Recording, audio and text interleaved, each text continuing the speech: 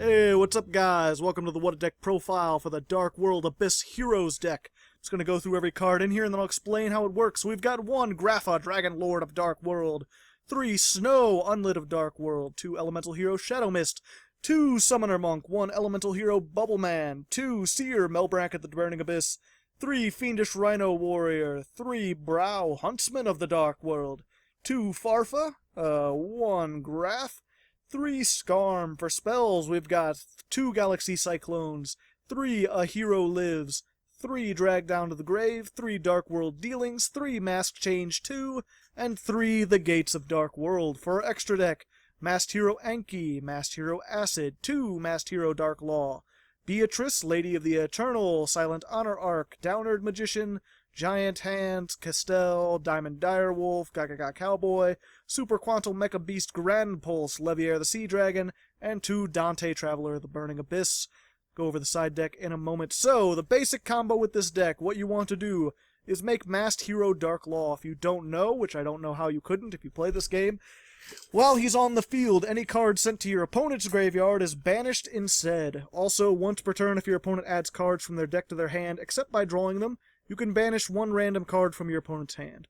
So if you can get this out, and then activate Dark World Dealings or Drag Down to the Grave, what happens is, you'll be able to discard a card, and with how many Dark Worlds and Burning Abyss you have, hopefully you'll get some kind of effect that you'll be able to plus off of, and then draw a card. Meanwhile, your opponent will have to discard a card, and because Masked Hero Dark Law is out, they'll be banishing that card, and then because they added a card outside of their draw phase, you'll banish an additional card. So, this is essentially make your opponent discard 1 card. While for you, it's basically neutral, assuming you get one of your effects off. Drag Down to the Grave, same thing, except for you get to look at their hand and discard a card. So, the idea is just to get this out, shut down their graveyard, and then remove key cards as soon as you can. You just want to go first with this deck, and just remove cards from their hand early in the game to try to get a major advantage. And then just use everything else with the Dark Worlds being able to summon Grapha, who is a 2700 beatstick, and the Burning Abyss being able to make Dante and other rank 3s. Of course, the Summoner Monk, you could make all the rank 4s. That's this deck in a nutshell. Everything in here is one of those 3 aspects of things. Obviously, Grapha, as I mentioned, is your beatstick.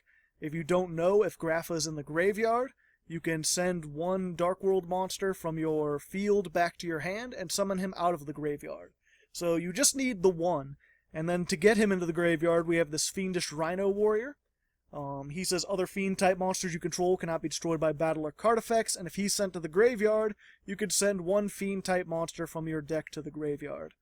So he works in conjunction with the Burning Abyss. You could special summon a Burning Abyss, and then normal summon this. And even though he's not a Burning Abyss, the Burning Abyss monsters won't be destroyed by their effects, because Fiendish Rhino Warrior says Fiend monsters can't be destroyed. So you make your rank 3 Ixie, or your Dante, or your Grand Pulse, or what have you. You could really fill this in with whatever rank 3s you want. And then when you detach Rhino Warrior, you send Grapha to the graveyard. And then all you need is one of your Dark World monsters, and you can summon him back out again. Alternatively, you can also use him to send any of the Burning Abyss to the graveyard, which is just going to give you more effects. Seer is going to let you summon more Burning Abyss out of the graveyard. Graph is going to let you summon 1 from the deck. Farfa is really our offensive playmaker. He lets you banish a card on the field for a turn so you can attack directly, or if they have Ixie monsters, you can get rid of their material by banishing them. And of course, Skarm lets you search your deck for a level 3 Dark Fiend, which is not only all your Burning Abyss, but also Brow, Huntsman of the Dark World. The 2 Dark Worlds we run, Brow and Snow. Brow, if he's discarded by a card effect, you will be able to draw 1 card. And Snow, if she is discarded, you'll be able to add a Dark World card from your deck to your hand. Which includes Dark World Dealings, so if you get this first turn, you can use it to get Dark World Dealings if you already have your Dark Law up. And of course, like I said before, both of them used to get Grapha out. Let's see, everything else here. Well, Elemental Hero Shadow Mist. Obviously, you use him to get your Mask Change 2. If he's special summoned, you can add this to your hand. And of course, Mask Change 2 lets you target any face-up monster that has a level, send it to the graveyard, special summon a masked hero with the same attribute but a higher level. So Dark Law and Anki are both dark, obviously, And all your monsters are dark, except for Fiendish Rhino, which is Earth. And I think there is an Earth elemental here or masked hero, but it's not worth it. And of course, it has this discard effect, which doesn't work for the Dark Worlds, but with all the Burning Abyss and with Fiendish Rhino, if you discard for the effect, then you're just going to activate their effects. We also got these Galaxy Cyclones that, when they're in the graveyard, you could still use them. So there's a couple different things that have synergy with that. But yeah, once you special summon your Shadow Mist, you'll get this, and then you can instantly make your Dark Law. In order to special summon Shadow Mist, we have the Summoner Monks, which let you discard any of these spells. As I said before, if you discard your Galaxy Cyclone, you're going to be in luck. Also, we have the Hero Lives. High cost, pay half your life points to summon an elemental hero, but really worth it in a lot of cases, because once you special summon this, it's just instant go into your Mask Change, because you'll get this and your Mask Change. Of course, even if you don't get Shadow Mist, if you start with Mask Change in any of these, you can just make Dark Law. So you don't even really... That's why we run this at 2. I have no way to special summon it from the hand, so you don't really want it. I had it at 1 originally, but it wasn't consistent enough.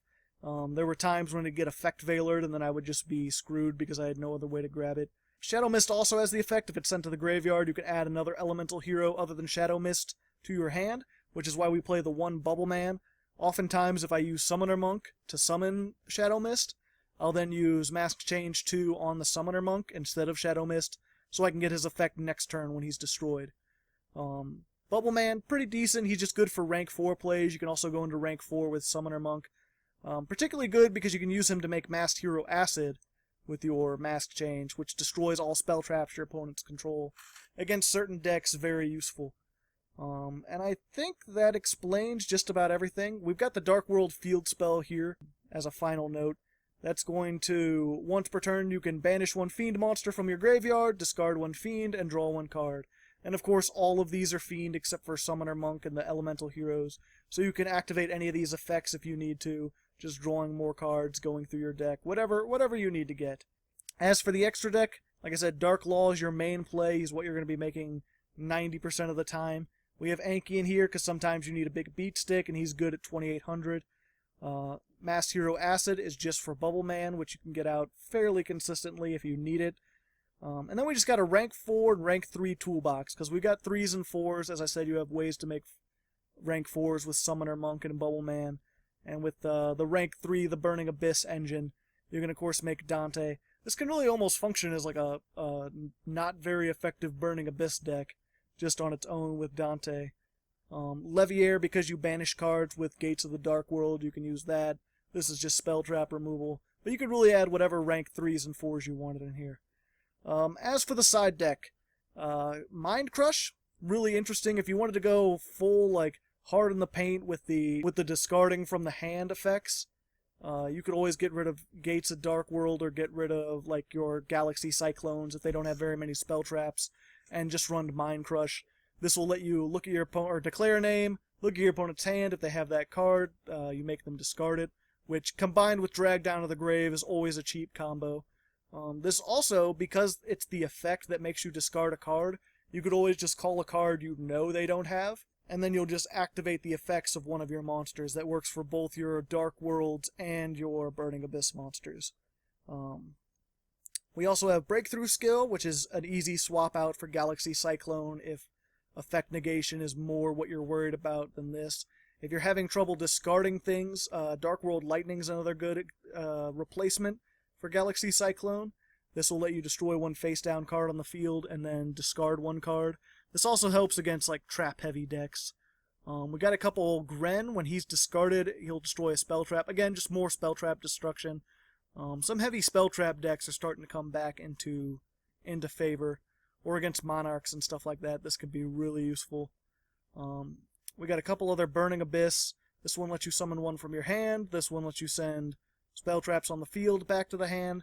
Both of them are good in certain situations. I main decked Farfa, but you could easily swap out if Farfa's not particularly doing it for you, especially against Pendulum decks where they have a whole bunch of monsters, and banishing just the 1 isn't very effective. Likewise, Barbar, he just does an extra 900 damage. Sometimes against really close duels, you just want that extra burn damage. And finally, Trance Archfiend. I almost had this in here, but I ended up not going with it. But it might be a good replacement instead of Fiendish Rhino. So once per turn, discard 1 Fiend. This gains 500 attack. When this card you control is destroyed and sent to the graveyard, target 1 banished dark monster and add that target to your hand. So not only is he going to allow you to activate any of your Burning Abyss or Dark World monster effects, he's also a 2000 beater, and he also lets you grab things that get banished. So if you're using Gates of Dark World and banishing things, obviously you're adding them back to your hand. But it also helps to recover if you happen to get like a bottom list or someone has something else like that that shuts down your graveyard. Dark Law Mirror Match. This could actually be a good side deck card. So there you go, Burning Abyss Heroes. Pretty nice little deck.